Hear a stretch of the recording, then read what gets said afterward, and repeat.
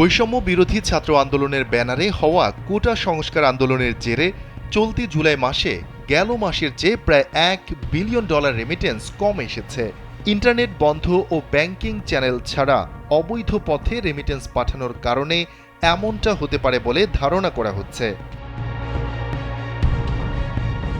কেন্দ্রীয় ব্যাংকের হিসাব বলছে, চলতি বছরের জুনে দেশে প্রবাসীদের রেমিটেন্স এসেছিল $2.54 বিলিয়ন, কিন্তু জুলাই মাসে এসেছে মাত্র $1.57 বিলিয়ন।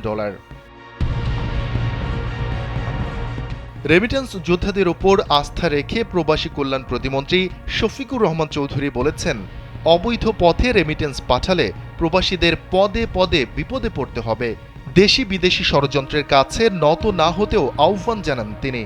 জীবনকে উপভোগ করার সব আয়োজনকে একটি নিশ্চিন্ত কমিউনিটি লিভিং নিশ্চিত করছে রূপায়ণ সিটি উত্তরা। তাই অবৈধ পথে নয়, বৈধ পথে দেশে টাকা পাঠাতে প্রবাসীদের প্রতি আহ্বান জানান তিনি। এ সময় শিগগিরই বাংলাদেশের জন্য মালয়েশিয়ার শ্রম বাজার খুলে দেয়া হচ্ছে এমন সুখবর দেন প্রতিমন্ত্রী। উল্লেখ্য, দেশে বৈদেশিক মুদ্রার রিজার্ভ এখন $13 বিলিয়ন। বৈদেশিক মুদ্রার আয়ের অন্যতম প্রধান উৎস প্রবাসীদের পাঠানো এই রেমিটেন্স।